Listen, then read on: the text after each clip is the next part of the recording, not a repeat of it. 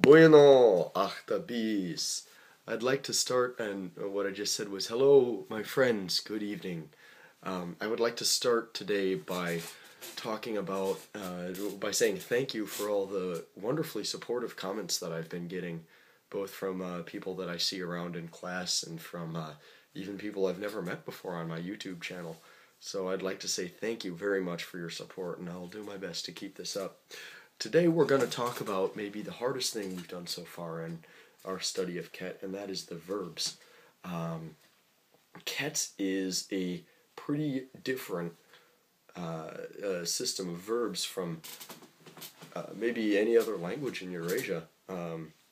The verbs in Ket maybe are famous among linguists for being this weird set of prefixing verbs. Now, you might know that in languages that are Indo-European and Mongolian and I think most of the languages around Ket, Turkic languages, Uralic languages, all of these languages have verbs where we change the end. So like in Indo-European languages like Spanish, you know, we for example, we say to eat is comer, but I eat is como.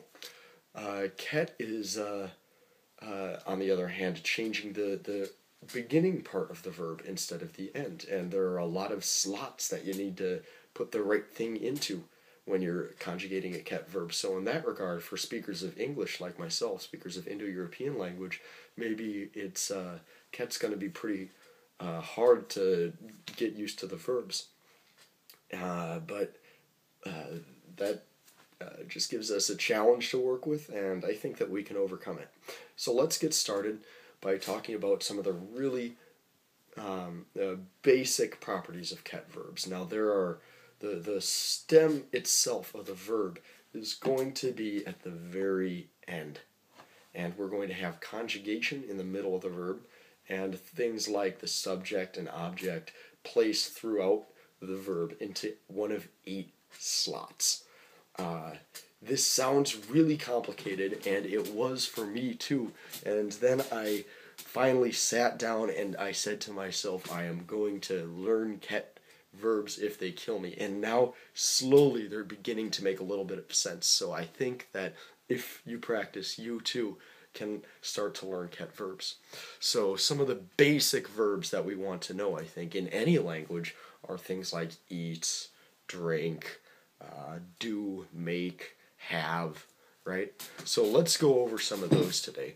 Now, what I would like to do is just give a basic intro also to the conjugation of these verbs. So, let's start with the verb for to eat. Now, if I want to say the verb stem itself is just this little thing, it's a little ah sound that goes at the end of the word, and sometimes that isn't even articulated.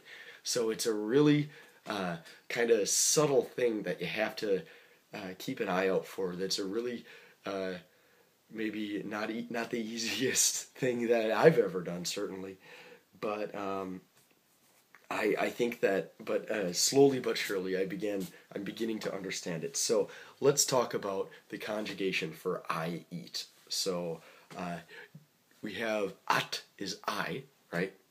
And we have b is something like, or maybe we should first say that the conjugation for first person is di. So the d sound of at, and then this leads into an I sort of sound. So we put this together and we begin the verb with di. Now it is, or some third person thing, right? So for example, I can say, if I want to say I eat it, so just the generic food item, we do a third person inanimate direct object, which is a b sound. So at the very end of the verb after that, then we have the verb stem, which is a little ah, And in fact, even this is not articulated. So the Ket word for I eat right now, I am eating it, is deep, deep.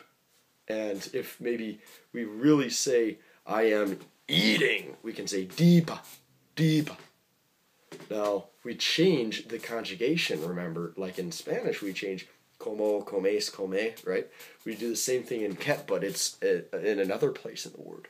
So if I want to say you eat, I don't say deep because that's I eat. I say doop, doop. No, I'm sorry. I say coop, coop is you eat. Coop is you eat. Doop is he eats. And ajp is she eats. So I believe that this is the case, but then again, I'm only a beginner with the Ket verb. So this is what I've been able to kind of put together so far. So remember, to make a plural in Ket, all we need to do is put an or an n sound at the end of what we're going to say. So, for example, if we want to say we eat, what do you think we would say? We would say dangpa, dangpa, or maybe even dingpa. But I think I have it written down here as dangpa, and that I think that must be something along the lines of we eat. So we have y'all eat, right? We have kangpa, and they all eat, being bangpa. So I believe this. No, I'm sorry, angpa, angpa, not bangpa, angpa, angpa. So let's go over the conjugations one more time. First person for I eat is deep. And, you know, if we really want to emphasize the eating, we can put an at the end, but really it's not so much articulated. So in conjugation, we say I eat, deep. You eat is koop. He eats is doop. She eats, ajpa. We eat, angpa. No, maybe dangpa, dangpa. I'm sorry, dangpa. You all eat is kangpa. And finally, they all eat is angpa.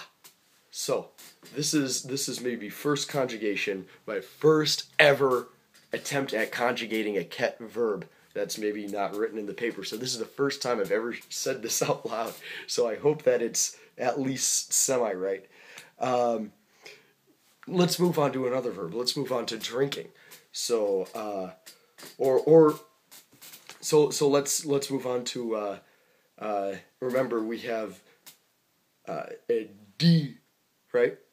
So is I, and then b is this thing, and then the stem of the verb. So if I want to say I drink, I can say di+b+a, di+b+a, and this is the rop is to drink, verb root. I'm sorry.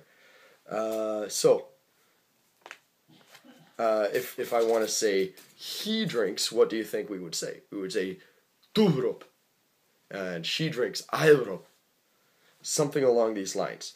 So once again, let's remember our conjugations. Let's remember our conjugations that we stick before the root of the verb. So di, ku, du, I is feminine. Dang, let's see, kang, and ang. So these are our conjugations. Let's just try to apply these to some other things. So for example, let's move on to the word for to do. So maybe it would be something along the lines of I do is dibet, dibet, because bet is the stem for to do, or to work. Maybe not to work. That would be love it, but I believe that's the same morpheme at the end. But dibet is I do. And this can also mean I have. So for example, if I want to say I have a sled, I would say Suuldibet. Or if I want to say you have maybe you have some meat, I could say isanges kubet. Isanges kubet. So very good. Moving on to make, we have the word det. So it sounds a lot like the word for to be, but it's a little different. Det. So I make is didet. So this is a very, very beginning attempt at Ket Verbs. So I'm going to meet with my professor tomorrow, and I'm going to try to learn a little bit more. So in the meantime, let's see.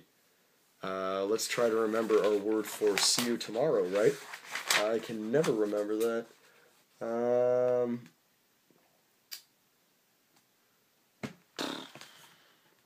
Anokspandinga. Anokspandinga. That's right. Anokspandinga. Dengo anokspandinga. Thank you.